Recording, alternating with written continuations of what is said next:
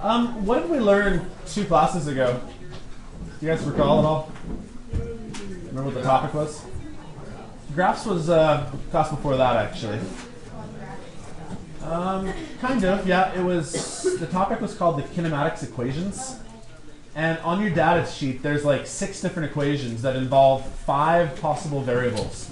Those variables are, here, I'll even write them down. Distance or displacement, velocity final, velocity initial, time, and acceleration. Does that make sense so far? Well, there's 6 equations in that kinematic section there. I think there's 6, right? Oh, a few more? Yeah, 2 actually. Okay, maybe we haven't covered the other 2 yet, though, have we? Okay, so we've done 6 so far, then. Is that an agreement? Okay. Here's how this works, then. If I ever give you 3 variables, you should be able to find a 4th one. Does that make sense? Because all of those formulas have 4 out of the 5 variables in them. If I ever give you 3, you should be able to find number 4. And to be honest, you should be able to find the 5th one as well. Okay?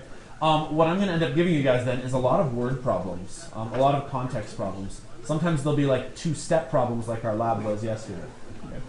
Today what I want to do is I want to just talk about gravity, because I think everyone last year or in grade 10 probably learned a little bit about gravity in physics. Do you guys know like the number associated with gravity? Yeah, gravity we've discovered is about 9.81 meters per second squared. Okay. And so sometimes when I give you guys a question, rather than giving you 3 pieces of information, I might only give you 2 pieces of information. And we're going to have to assume, and it would be a fair assumption, that if it's something that's falling, the acceleration that's happening is gravity. Does that make sense? So some of these questions we do today will seem like there's not enough information, but there is. Okay. I just want to start off with a quick definition. Have you guys ever heard the term projectile? I mean, I'm throwing something basically, right? Something's in the air. Probably the official definition is the only force is gravity. Okay, so like it's in like a free-falling state. Okay. Maybe you guys have heard of like the term air resistance before.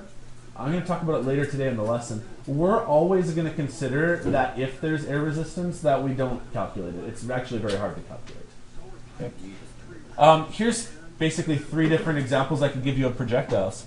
I could say, let's just drop something then. That's a projectile. Okay. What would the velocity initial be if I just drop it? 0. Right? Like if I literally just dropped this thing right here, what initial velocity is it starting with? 0, yeah. Another example I could have, I could throw something straight up in the air and back down. That's what I was kind of going for with this diagram here. I know that it looks like it goes forward a bit, but it could just go straight up and down. We could even throw extra dimensions in, and we'll get to this later. What happens if I throw it like a football in that direction there? Now we have to account for things like the x direction and the y direction. And to be honest, in further levels of physics, we can even go with like a z direction. What is z direction? How would that work like with a picture like this? Kind of. Can you be more specific? Yeah. Would it be like negative? Not negative, because I think negative probably would be best described as going like this and this. Maybe going to the middle of it here. Right? It's the 3-dimensional. 3-dimensional. Where would that 3rd dimension be if one is going that way and one's going up? This way, like out of the page. So like sometimes we try to draw that like this. We try to say that there's like a direction x, y, and z. So like let's say I wanted to throw something in a straight line and I throw it from me to Sean back there. I would say that's probably going in 2 dimensions. I'm going this way and I'm also going up, if that makes sense. How do you do 3 dimensions? I throw it at Michael. So if I'm facing this way and I throw it at Michael, now there's the up dimension, there's the that dimension, and there's also the that way dimension. Does that make sense? We're only ever going to do 2 dimensions though. Like 3 makes it a lot tougher. Okay. A little bit of history for you guys. I don't really need you guys to memorize this. I think it's just worth knowing, but don't feel like this is like testable material. You guys heard of Aristotle before? Greek philosopher. We actually think pretty highly of him in hindsight. I say this a lot in a lot of my chemistry classes. Sometimes scientists had a theory about how the world worked, and they were kind of right. He had a theory about how things fall. He thought that objects fell with a constant velocity that was proportional to the mass. Basically, heavier things fell faster. Yeah, he wasn't right about that one, was he? That makes sense? Because do heavier things fall faster? Actually, neither. All things, regardless of mass, fall at the same rate. Right? And that's what Galileo actually proved. What was that? Yeah, exactly. Right. Here. Quick experiment. Two different things, different masses. If I drop them at the same rate, can you guys see this? Ish. They hit the ground at the same time. Does that make sense? Right? Even if I had like a lead ball and a crumpled piece of paper, they should hit at the same time. Galileo actually did an experiment on this. Have you guys ever heard of his Leaning Tower of Pisa experiment? He went to the top of the Leaning Tower of Pisa. He took two cannonballs, one which was light, one which was heavy. He dropped them at the same time, and they both hit the ground at the same time. So, yeah, that'd be dangerous.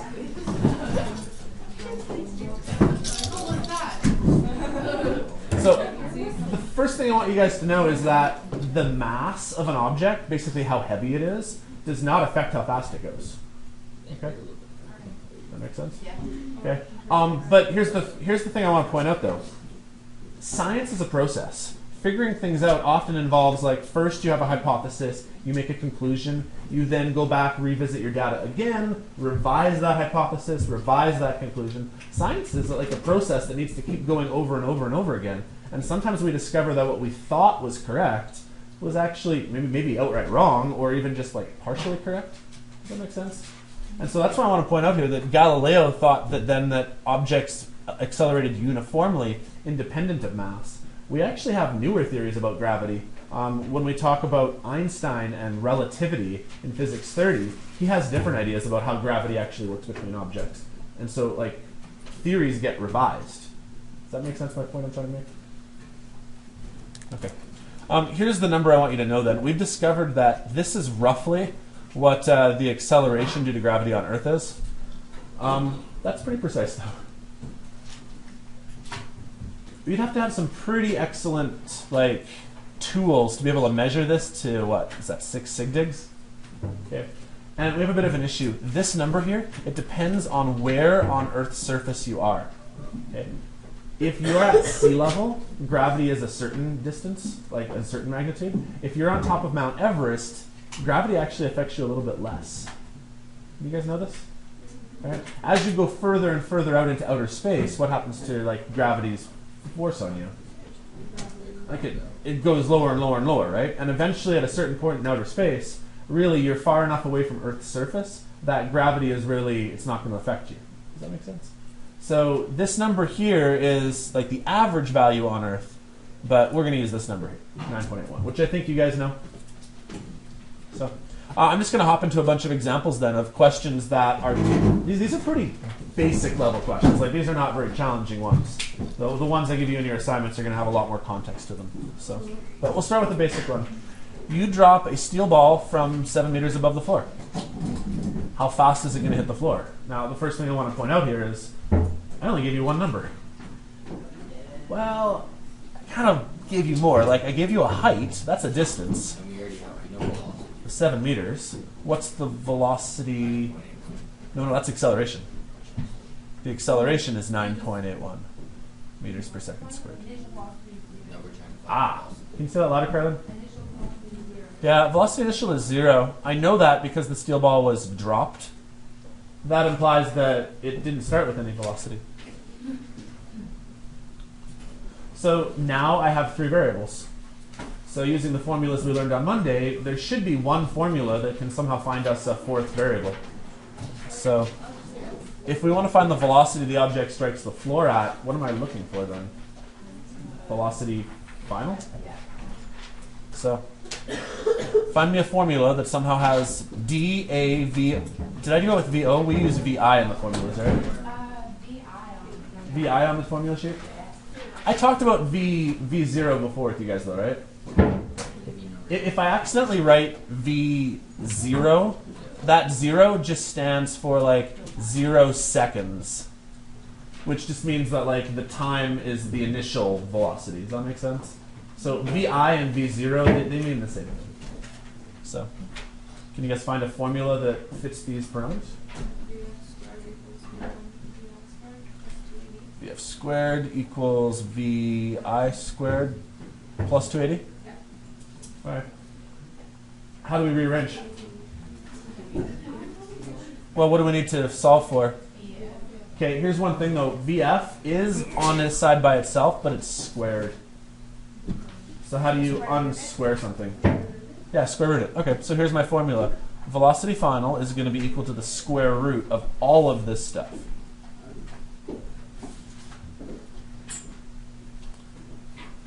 So let's plug some numbers in. I'm going to recommend throw in your units. Because if you do this right, you'll discover that the units you're hoping to get when you're done should show up. So that's 0. I can probably skip that almost. 2 times acceleration. Should I make this negative 9.81 or positive 9.81? Unless you're going against gravity, I would. The direction you're going is the same as the way That's what I'm hoping for. Jack, can you say that louder? the direction you're going is the same as the direction you're accelerating. Yeah, the direction we're going is down. The velocity is also going down. The acceleration is going that same direction, isn't it? So it should also be going down. So then we should make all of those numbers the same, either positive or negative. So let's make them all positive. One more thought here. Let's say you accidentally put in a negative number. What's the problem with that? Yeah, technically it's not a discriminant because this wasn't a quadratic, but yeah, you can't have a negative square root. So that would be another good hint here. Based on our units here, we're going to want to have a positive velocity here. And what was that? That was seconds? Did I do that right? Meters per second squared, seconds. No, distances. Meters. That's what I'm doing wrong. I knew it looked weird. That should be meters. Anyone who has a calculator nearby, did anyone calculate the final answer? 1171? 11.7. Okay, is everyone not getting that? I got it. What'd you get? Oh, 11.7, we're in agreement? Okay. Units for this, let's just double check to make sense. Really, this thing right here is kind of pointless. Here you'd get meters times meters, that would be meters squared. Here you'd have seconds squared. We don't really want meters per second, meters squared and seconds squared, but wouldn't that square root take care of that problem then? Yeah. So this should be a good indicator that we're doing it correct. Is that the right answer? No. Well, it's kind of right. Whoa, what? Ah, whoever said down. Make sure you watch the wording carefully. It wanted the velocity. So velocity is a vector. So just make sure you include a direction that would make sense that it was going down. Oh, yeah. Yeah, if it was just the speed, don't worry about a direction, but watch the wording carefully, right? Because if I ask for velocity, it is a vector. It means we need to know which direction we're going. So like capital dealer. That make sense? Okay, let's try another one. So here's another example of a question, and as I look at it right off the bat, I again notice there's only one number present. Yeah, so I know we've got time, 1.5 seconds, so I'm going to have to dig through and find some more variables because I need more numbers, right? So a vertical free fall. So I mean, here's the picture. You're an amusement park ride, so you're doing the whole up and down thing, and you're just about at that point where you're about to like take the drop of doom, I guess, right? Okay. What force is acting on you then if you're free falling? Gravity. All right, so gravity. So acceleration is 9.81 meters per second, and I'll figure out positive and negative maybe in a bit. We want to figure out distance.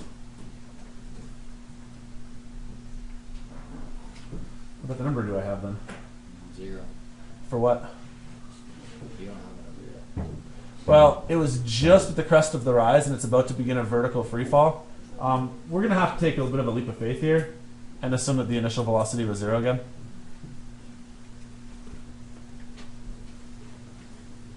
Nope, that wasn't them. Okay. So which formula do I need this time then?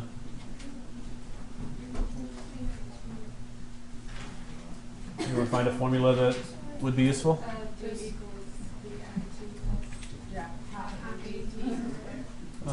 Do we really need to do much rearranging for this guy?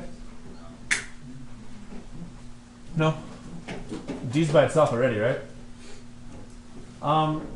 This VI right here, if we're assuming that it's 0 because he has no velocity as we're going down, and we have to make a bit of an assumption there. Okay. This whole VI times t thing, do we really even need it? Right? Like if there is no initial velocity, that whole section there is kind of pointless, isn't it? So let's plug in some numbers. The distance traveled will be 1/2 of 9.81 times 1.5 squared. Sure, thank you.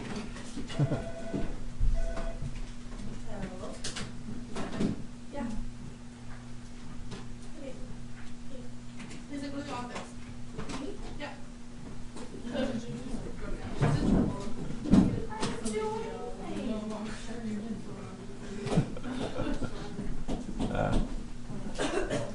Anybody get an answer? Yeah, 2 sig digs, right? 11 meters. Direction? Do I need a direction? Hang on. Alright, so for the distance, no, I don't need a direction. No, I'll accept it. Like, distance does not need a direction. Displacement does. Oh. Okay, we do need to find the velocity final as well, because it wanted that as well, right? What's your velocity at that point? So then, velocity final, we need to figure out that as well. So, what formula involves T, A, VI, and VF?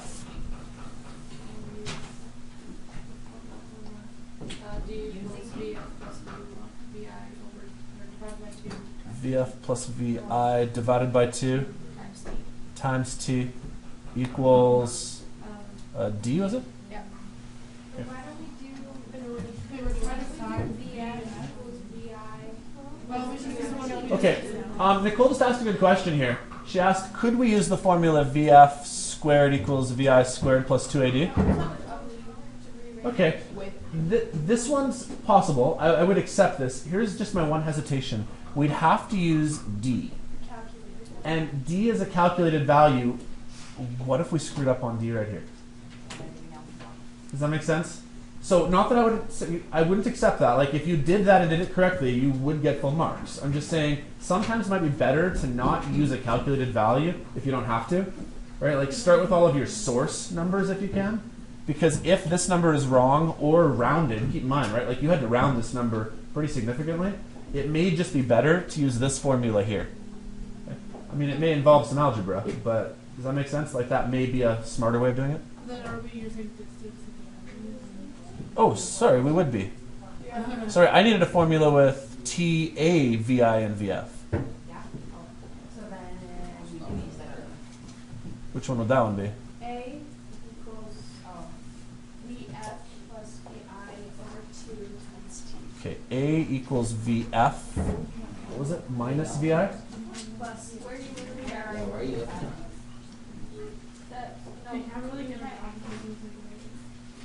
Well, there should be one formula that does that. That equals A. There's no No formula. one. Only other than velocity over time. Yeah, velocity final minus velocity initial over time equals acceleration. Where'd you find that? There's no. We don't have that. Yeah, okay. You guys do have that formula. That would be acceleration equals change in velocity over change in time. Oh, that one. It didn't write it quite the same way, but what is change in velocity? Change in velocity is the final velocity minus the initial velocity. Does that make sense? So, sorry, maybe I wasn't explaining myself very well there. This formula right here appears to only have 3 variables, but that's what the delta symbol means. It means the change between these two numbers. So we do have a formula that can directly calculate this. Does it mean you're subtracting them or what? Exactly, yeah, we'll subtract them. Yeah. So what are we looking for? We're looking for our final velocity. How do we get VF by itself? Multiply up the t. So AT equals VF minus VI. It's okay by you guys. Velocity initial was 0 though, wasn't it? So we'll just ignore velocity initial because velocity initial was 0. So acceleration, 9.81 meters per second squared times by our time of 1.5 seconds. Check out the units. Is this going to work? Meters over second squared, but then this seconds and the squared one would cancel. Looks like this is going to work out for us, isn't it? This one was a velocity, so like a vector. So yeah, this one we would have to put a direction. Meters per second. What did you guys get? 14? 15? 15? Okay. So 15 meters per second, and then this one here, again, it's probably going down is the best direction I could think of for a roller coaster that's free falling. Now, that being said, could we try that with another formula? Sure, I don't see why it wouldn't work, right? So long as you can do it correctly, I'll still give you full marks. Just, I hope you get my point here. If possible, it's usually better to not use a calculated value because you're rounding it and you could have made a mistake. And there should be a way, so long as you have 3 variables, to find the 4th one using one of the formulas. Okay. Any questions? Okay. I want to talk for a second about kind of a tangential issue. It's called the terminal velocity. Have you guys ever heard of this before? If you were, say, a skydiver and your parachute didn't open and you were free falling towards Earth, at some point you actually are going to hit a velocity where you don't speed up anymore. It's called a terminal velocity. And what happens is like the air resistance, the drag as someone is falling is actually just as equal to gravity. And so you don't stop moving, obviously. So you're just kind of like, well, you know, but you're not speeding up is what happens, right? Like as you fall, typically you speed up. But like certain objects, like for example, like a paper airplane, right? It has so much surface area that it has like drag and lift. Maybe you guys have heard some of those things before.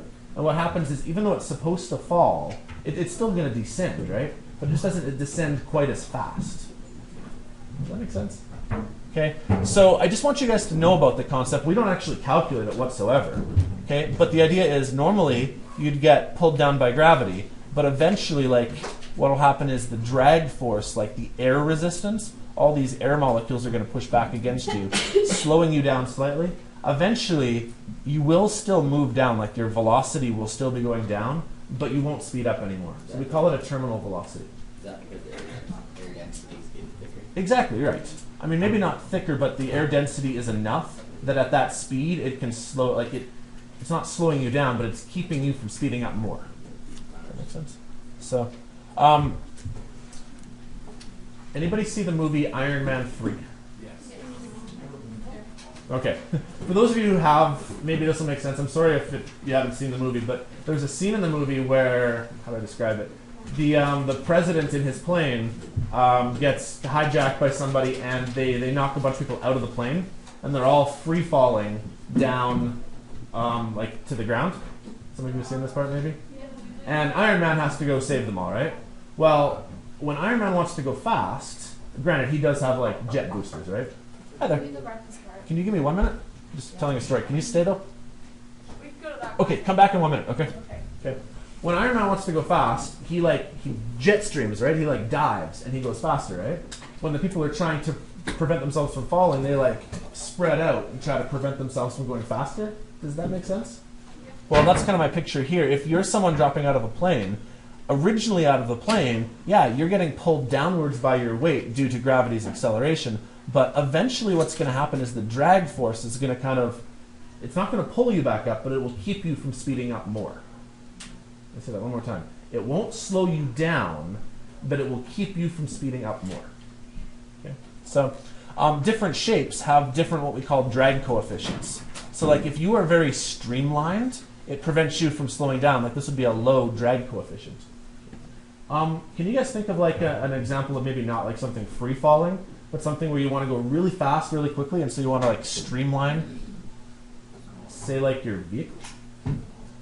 Like say a race car, right? Race cars, they want to streamline themselves so that air resistance doesn't slow them down, so that like NASCAR drivers and F1 drivers, they can drive faster. Does that make sense?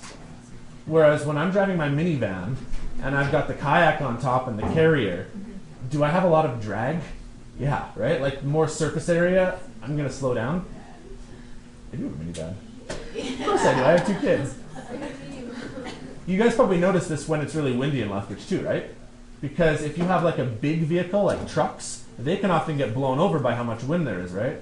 But if you're like really slow and sleek to the ground, you won't have nearly as much resistance. So that's why like sports cars are quite low profile. Does that make sense? All right, go grab breakfast. Thank you. What do we got today? Granola, yogurt, bananas, but we're on the side of everything. Yeah, we're first. We have to like...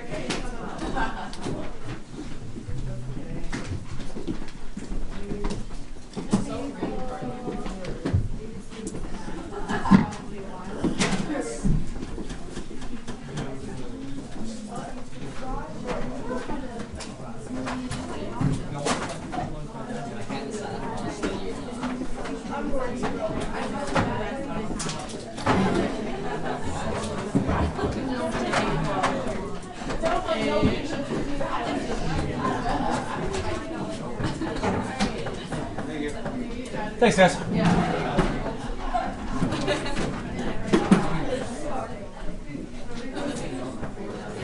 All right. I found this slide online. This came from NASA. They would be another example of a, what do you call them, a corporation, I guess? A group, where like drag force and the force of like air resistance would matter to them. Say you're trying to send like a rocket into space, right? Gravity is pulling the rocket back down, right? And so we want to try to avoid as much air resistance as possible. So how do they design their rocket? Well, I mean, this kind of makes intuitive sense, doesn't it? They're going to try to like point it at the end, put some like, you guys maybe have like spoilers on your car, you know, to try to help out with driving. The same thing, like you might have these fins on the back to try to help in terms of getting the air resistance to be lessened. Does that make sense? Okay. There is actually a way of calculating how much drag there is. We're not going to do that. That is not in our course. But I would like you to know just the basic concepts behind it. If you'd like to figure out drag, you need to know the velocity. Kind of makes sense. We need to know how dense the gas is that you're traveling through. Well, let's say it's closer to Earth's surface. There's more dense gas closer to Earth's surface. What happens the higher up in altitude you get? What happens to the density? So it means there's less air resistance. Does that make sense?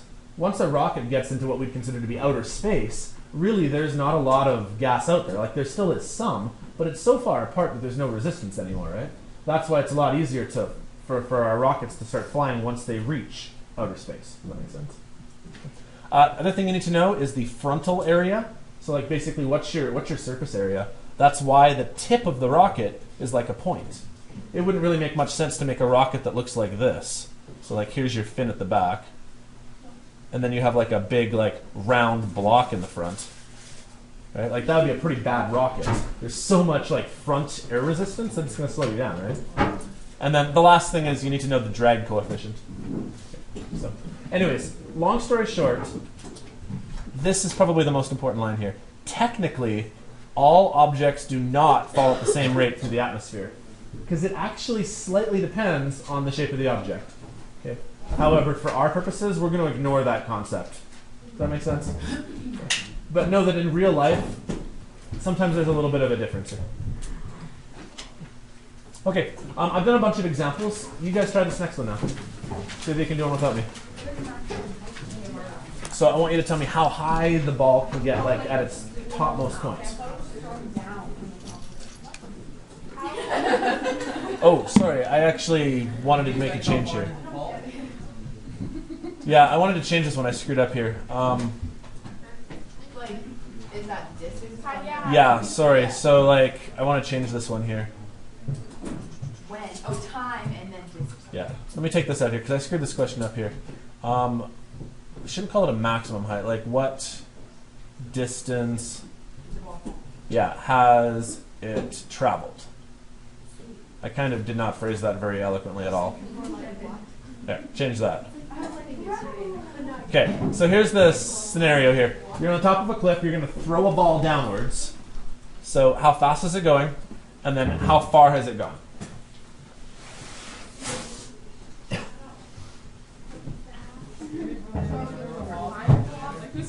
Yeah, we'll need a final velocity. And you'll need a distance.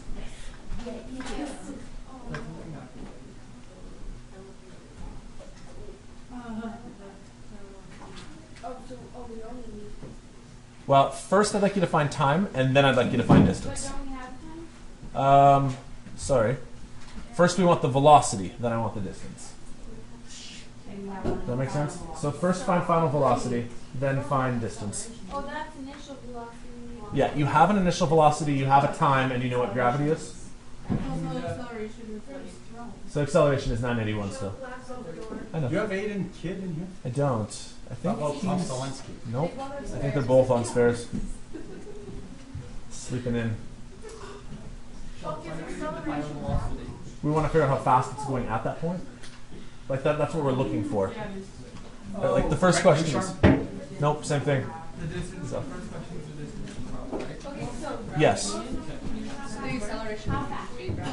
Yeah, acceleration is gravity. I kind of bungled this question, didn't I? I'm sorry. I'm not making it easy to interpret what I'm asking for.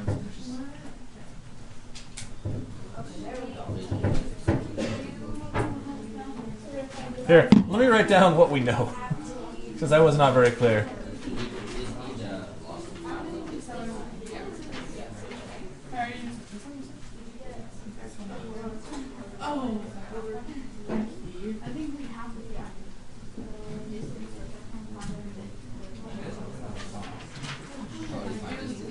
Okay, so here's your setup. You have three numbers here. I want you to find velocity final and distance. Would you not just find 3.45 by 12 and divide? Who's that looking at me? A equals B over T. Yeah. Would it be like A equals B as subtract B? VI over T. Yeah, that's the one that actually had, like, it has four variables there. It just doesn't show it right away. But it's like the, Yeah, like, you're saying this one here, like we could do A equals VF minus VI over T. Yeah, that's the same one as like change in V over change in T. basically just make sure that it's like B over T. Yeah, VF minus VI, like it's final minus initial.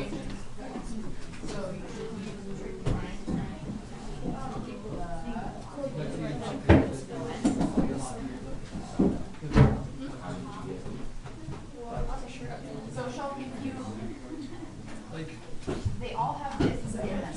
No, not this one here. Not acceleration equals velocity final minus velocity initial over time. Right? Because that one doesn't have distance in it. So use that one to find the distance traveled, if you will. But like if I use one of these in like a phrase, I wouldn't be wrong. No, like if you were to solve for the distance and then after that use the distance to solve for velocity final, I'm fine with that. No, we do need to do sig digs. No, this is physics.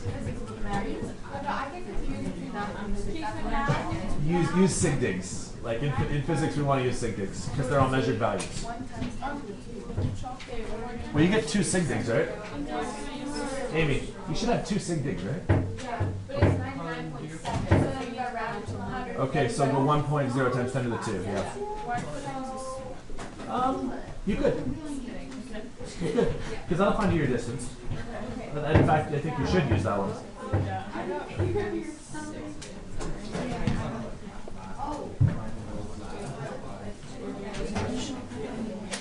Yeah, go ahead.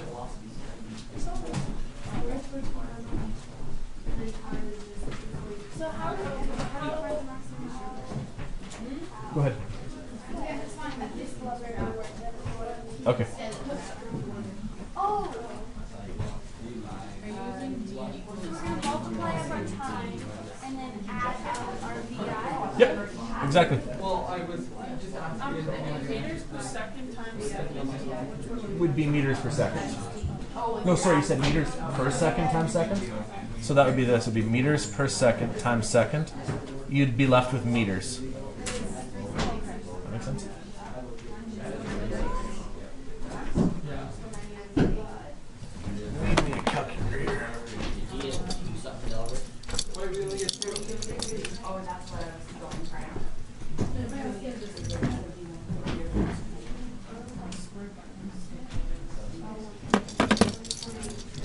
Yeah, I got it.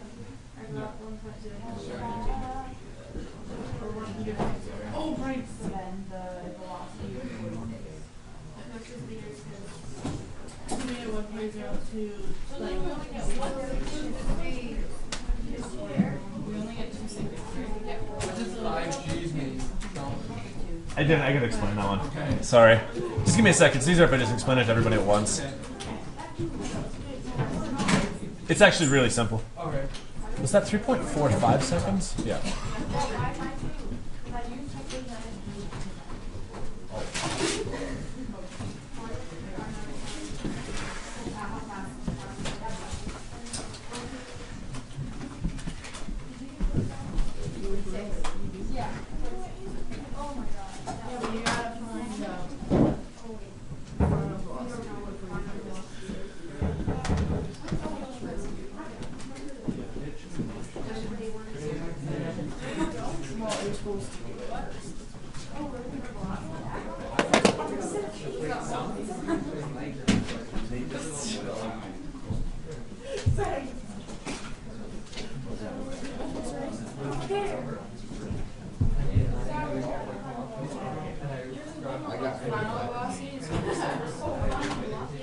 Okay, guys, I have 2 answers up on the board here. Just check your math against mine once you get an answer, and if you have a problem, call me over.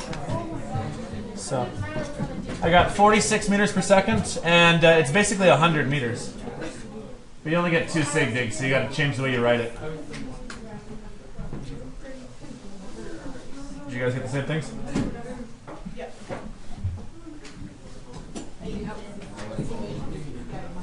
Except I used the VF plus V1, VI one. Did you use a different one? Yeah, but You got the same thing, right? shouldn't have because, Well, did you get the same thing? yeah. The only hesitation I have, I have 2 hesitations. One, if you make a mistake on the first calculation, it could impact the second one, right? And then the second thing is just make sure that whatever answer you got from like your distance, don't round it then. Like use that exact value. It'll still work. It's just it's like you're doing 2 calculations rather than just doing 1. Does that make sense? So I mean, it's not wrong. It's just a different way of solving. I don't even know that it's not as exact. Like it's still you're still gonna have the same level of precision when you're done. Like it should still get you to 2 sig digs, but just have that in the back of your mind, knowing that like this might be a better way of doing it or a faster way, or a, you know.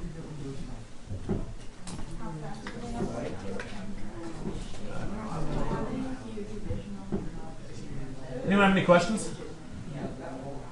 Okay, let's do one last example, then we'll go take a break. Do you guys have any questions over there at Lumber? Things are good? Haley? Okay, I'll just wait a second for you here.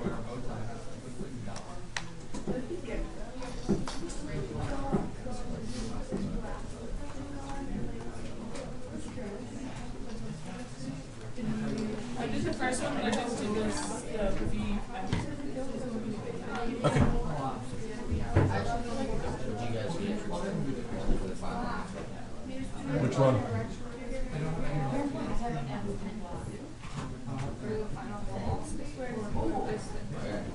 Okay. 46 is the velocity. What was it? Velocity? Did I not watch that? It was how fast. So how fast would not. Yeah, I think how fast would imply speed. And then height again would be this distance here again, not a vector. Good thing to watch for though, yeah. All right. Any other questions, or can I change the slide? Because we just have one quick example left, and then we're going on a break here. Oh, initial velocity.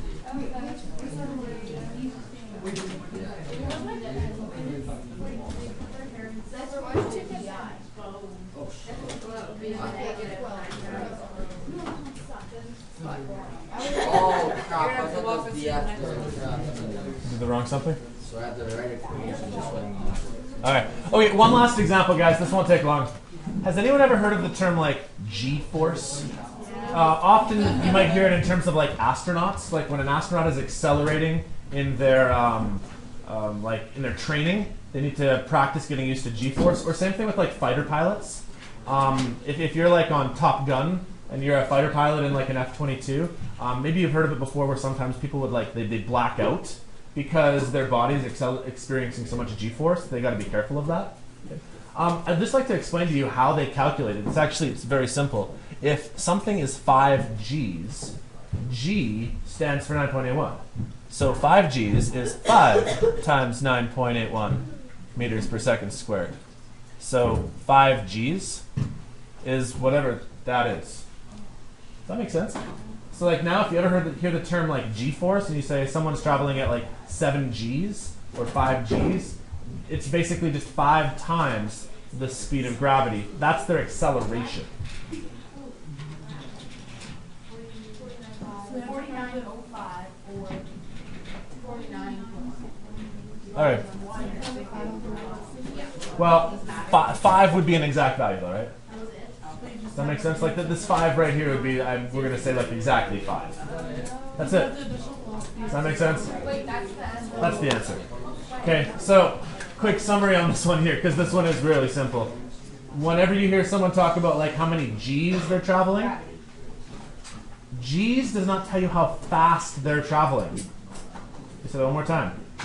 If someone talks about how many Gs they're traveling at, it's not how fast they're going, it's how much acceleration your body is experiencing. Does that make sense? So 5 Gs means that your body is traveling at an acceleration of 49.1 meters per second squared. We don't actually know how fast you're traveling, but we know how fast you're accelerating. Does that make sense?